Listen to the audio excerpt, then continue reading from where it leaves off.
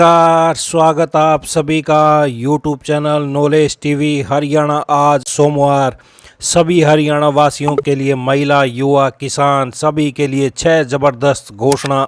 आज दोपहर 2 बजे तक सभी महत्वपूर्ण योजना, घोषणा, आदेश क्या है, पूरी अपडेट आइए देखते हैं। हरियाणा की हर छोटी से बड़ी योजना, घोषणा, आदेश, निर्णय सभी की जानकारी सबसे पहले आपको यहां पर मिलती है। तो चैनल को सब्सक्राइब जरूर कर ले, पहली बार आए हैं तो चलिए देखते हैं हरियाणा वासियों के लिए 6 जबरदस्त घोषणा, आदेश, ऐलान। पहली बड़ी घोषणा, हरियाणा में बड़ा बदलाव किया गया है। हरियाणा की तहसीलों में आज सोमवार से पेपरलेस वर्क की शुरुआत हो गई है। मुख्यमंत्री नायब सैनी ने राज्य स्तरीय कार्यक्रम में कुरुक्षेत्र की 52 तहसील से प्रोजेक्ट को पब्लिक को समर्पित किया। तहसील में पेपरलेस रजिस्ट्री, डीड के साथ सीमांकन पोर्टल, व्हाट्सएप चैटबॉट और राजस्व न्यायालय मामला प्रबंध प्रणाली भी लागू की गई है। तो पहले कैसे रजिस्ट्री होती थी, अब कैसे होगी, पूरा प्रोसेस अब बदल गया है। क्या है पूरी जानकारी, चलिए वीडियो में देखते हैं। इस ऑनलाइन प्रक्रिया में संपत्ति खरीदार और विक्रेता अपनी सुविधा अनुसार किसी भी समय साइट पर रजिस्ट्रेशन कर सकेंगे। साथ ही अपनी मर्जी के मुताबिक अपॉइंटमेंट ले सकेंगे। डीड के लिए उनको बार बार तहसील जाने से भी छुटकारा मिलेगा। सिर्फ डीड के वक्त ही फ़ोटो और बायोमेट्रिक के लिए तहसील जाना है। अफसरों का कहना है कि यह प्रोजेक्ट आम जनता के लिए लैंड रजिस्ट्रेशन सिस्टम को सरल और कारगर बनाने के लिए बनाया गया है। पहले अपॉइंटमेंट के दिन ही डॉक्यूमेंट की जांच होती थी, जिससे आपत्तियां या दस्तावेजों की कमी के कारण डीड पंजीकरण के केस 30% तक फेल हो जाते थे। अब इस टेम्पलेट आधारित आवेदन को वेरीफाइड के लिए संबंधित तहसील कार्यालय भेजा जाएगा और उसी पोर्टल पर स्वीकृति प्राप्त करने के बाद आवेदक भुगतान प्रक्रिया पूरी कर सकता है और अपॉइंटमेंट स्लॉट बुक कर सकता है। तो पुरानी प्रक्रिया में कैसे होता था? पुरानी प्रक्रिया में जमीन का खरीदार और विक्रेता ओनरशिप का रिकॉर्ड, जमाबंदी, इंतकाल, एनओसी और एनडीसी लेकर तहसील में अर्जिनवीस के पास जाते थे। अर्जिनवीस उनकी डॉक्यूमेंट देखकर कलेक्ट्रेट या मार्केट के मुताबिक स्टैम्प का चालान भरकर उनको देता था। इस चालान की रकम बैंक में जमा होने के बाद, रसीद से स्टैम्प मिलने के बाद, पोर्टल पर रजिस्ट्रेशन के बाद अपॉइंटमेंट मिलती थी। हालांकि स्टैम्प ड्यूटी ऑनलाइन भी भरी जाती थी।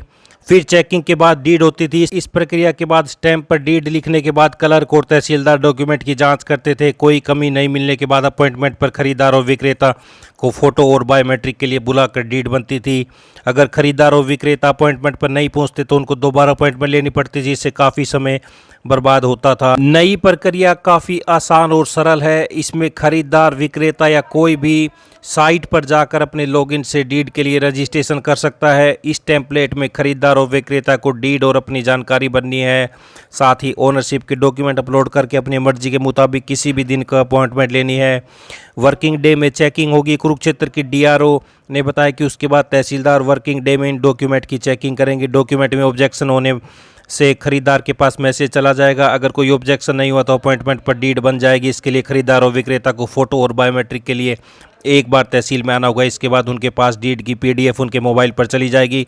हालांकि गवाह और नंबरदार की ज़रूरत पहले की तरह पड़ेगी। तो पेपरलेस डीड के फायदे रहेंगे। पेपरलेस डीड के बाद कागजों के ढेर की जरूरत नहीं होगी, सब कुछ ऑनलाइन होगा। नई प्रक्रिया आसान और सरल है। कोई भी पढ़ा लिखा व्यक्ति घर से रजिस्ट्रेशन कर सकेगा। बार बार तहसील जाने की ज़रूरत नहीं, सिर्फ एक बार ही डीड के समय तहसील जाना होगा। अपनी सुविधा के मुताबिक ऑनलाइन अपॉइंटमेंट बुक होगी। प्रॉपर्टी पर कर्ज, विवाद या अन्य जानकारी तुरंत मिलेगी। रियल टाइम रिकॉर्ड अपडेट होंगे। सरकार का रेवेन्यू बढ़ेगा। प्रक्रिया में जवाबदेही भी होगी। नई प्रक्रिया में कतारें खत्म होंगी और वेटिंग टाइम घटेगा। सीएम ने कहा अब तहसील में सिर्फ फोटो खिंचवाने आना होगा। सीएम ने कहा कि मेरा मानना है कि सरकार का काम जनता की सेवा करना है, इसलिए सरकार का हर काम पारदर्शी होनी चाहिए। आज से पूरे हरियाणा में पेपरलेस रजिस्ट्री हुआ करेगी। इस पहले से रजिस्ट्री कराने की जटिल प्रक्रिया से मुक्ति मिलेगी। इससे लोग घर बैठकर ही रजिस्ट्री करा सकेंगे। उनको केवल एक बार फोटो खिंचाने के लिए तहसील ऑफिस आना होगा। आप अपने मोबाइल पर भी रजिस्ट्री को फिलअप कर सकते हैं। जिस समय रजिस्ट्री होगी वह टाइम आपको मोबाइल पर मिलेगा। तो ये पहली बड़ी अपडेट। आइए अगली बड़ी घोषणा देखते हैं। हरियाणा सरकार सोलर एनर्जी को लेकर बड़ा बदलाव करने जा रही है। इस बदलाव की शुरुआत 10 मेगावाट के सोलर प्लांटों को लेकर कर दी है। अब 10 मेगावाट के सोलर प्लांटों में नीतिगत बदलाव करते हुए व्यक्तिगत रूफटॉप लगाने की समय सीमा में ढील दे दी है। इस फैसले से बड़े सोलर प्लांटों को खोलने में लोगों को दिक्कत नहीं होगी। साथ ही हरियाणा सरकार को अपने 2000 मेगावाट सोलर एनर्जी के टारगेट का पूरा करने में भी मदद मिलेगी। तो हरियाणा में सोलर प्लांटों में 10 मेगावाट की सीमा हटी। आइए अगली बड़ी घोषणा देखते हैं। तो हरियाणा युवाओं के लिए बड़ी अपडेट सामने आ रही है। करेक्शन के लिए 10 दिन में खोला जा सकता है सीईटी का पोर्टल। 17 तक रिजल्ट की संभावना। करीब 2.5 महीने पहले हुए ग्रुप सी के लिए सीईटी के परिणाम का रास्ता साफ हो गया है।